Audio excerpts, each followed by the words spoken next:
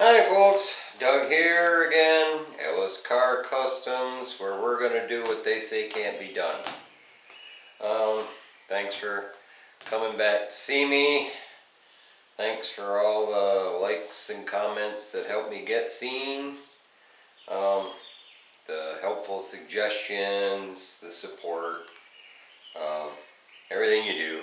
I appreciate it very much. Some more stuff came for the car today. It's from Rock Auto this time, not Amazon. It's Amazon. Well, let's find out what we got. I'm pretty sure it's not the whole order because it wouldn't fit in a box this small. But it's some of the stuff. Let's see what we got here. Probably boxes inside of boxes. Look at that. We got a magnet. That was nice of them. Oh, I love these things. Yeah. Anyway, in this box we got our spark plugs, brand new spark plugs for our engine. And this looks like a box with a coil in it. Let's see. Yep, there's our new NGK coil. So we got our plugs and we got our coil. Now all we're waiting on is the points, the distributor cap, the spark plug wires, gaskets. So there's a few more things coming. But at least we got some of it. But anyway, today's video will continue working on the hood here, trying to get it shaped up and make something out of it that we can use.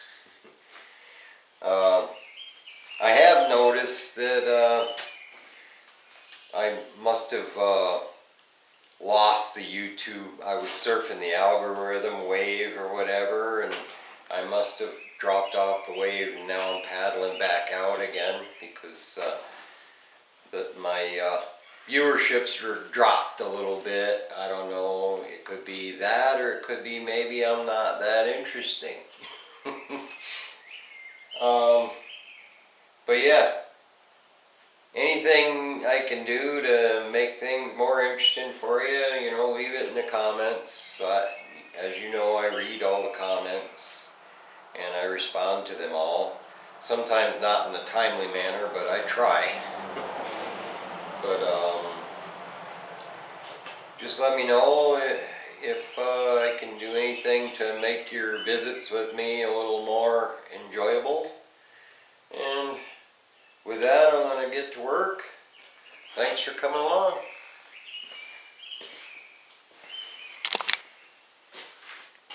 Oh, and P.S.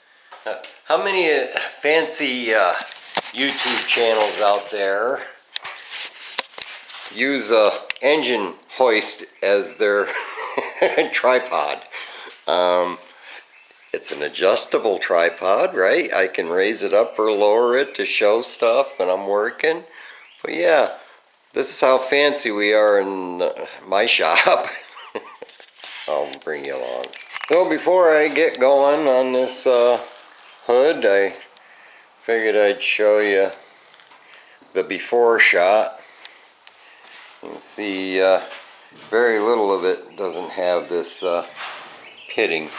And like I say, it's as rough as 40 grit sandpaper. Some spots aren't as bad, but we're going to go over it with our biscuit and try to grind this down as much as we can. And from there we'll make a plan of what we got to do to finish it off. There's that spot I did last night. So yeah, we'll tackle this and see how much of it we can take off.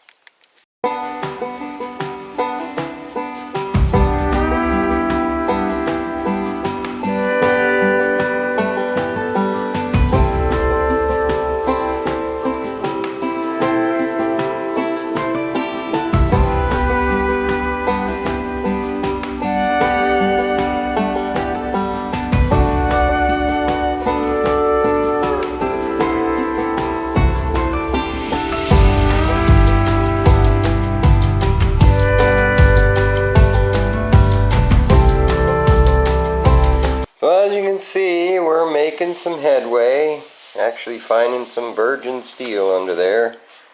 At least I know, you know, all these little bits where there's no rust. I know why, because there's Bondo in there. So chances are these little bits here where I don't see any rust are all little spots where people filled dings with Bondo. And that's why they didn't rust. Because that's what I'm finding, you know, in these spots where it wasn't surface rusted, is I'm finding little bits of Bondo in there. But this is smooth enough where high build primer might do it, or at the most like a glazing putty and blocking will smooth it out, I think. So we'll keep going and see what we can make out of this thing.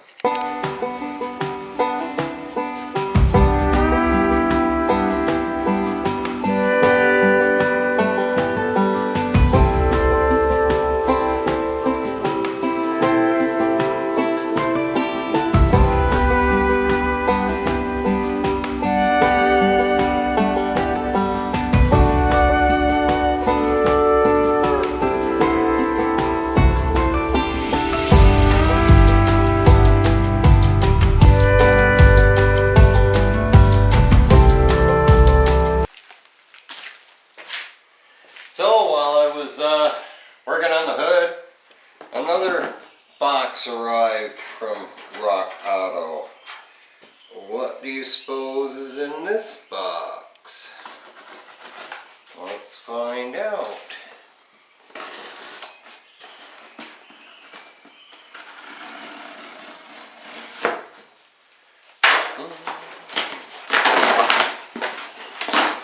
I mean, it's not very heavy. Alright, in this box we've got our valve cover gaskets.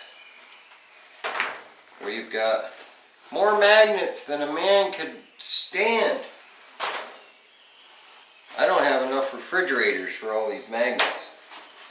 Alright, this is our exhaust manifold gaskets.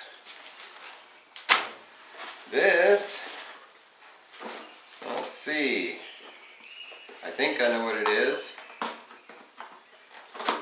Open it up. That's our brand new plug wires. Alright, I got more bubble wrap than a man could stand. I mean, all I got was this little bit here. They could put it in a smaller box and save themselves bubble wrap. This ain't even the good kind. It's not the kind you can pop. It's the squishy kind. There ain't no fun there. So yeah, we've got almost everything we need. We're lacking the distributor cap and the points and carburetor gasket. I mean, very few things, but most of it's here. I don't think I need to put that stuff back in this big huge box.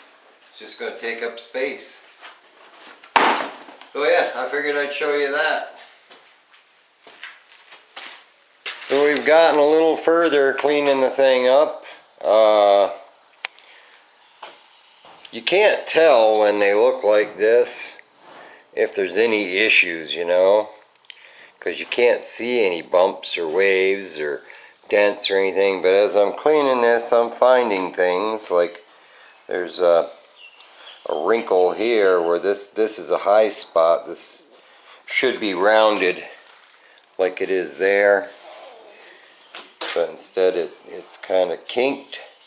So we're going to have to hammer and dolly that. And then you can see there's a little divot that runs along like that. That we'll have to hammer and dolly that because there's a little kink there.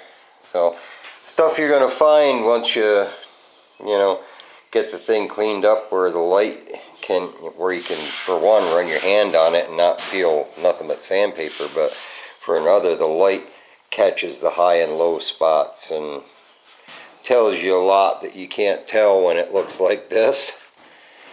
So we'll keep cleaning and see how many more surprises we find.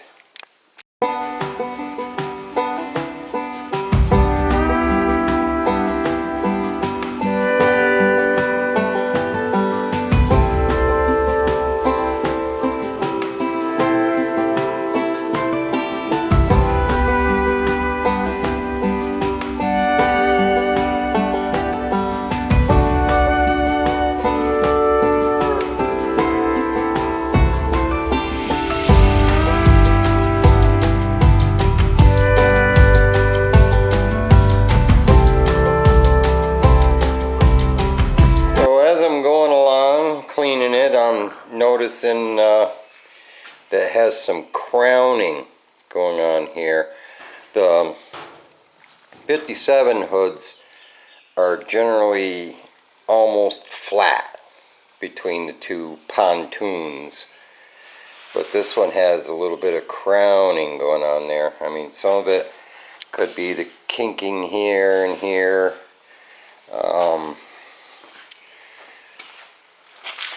You got a little kink there. So worst comes to worst, I may have to like heat it up and quench it to try to shrink it a little bit to take the oil canning out of it. But yeah, like I said, it's automotive archaeology. You just keep uncovering layers until you find all the hidden gems and then address them one by one, I guess.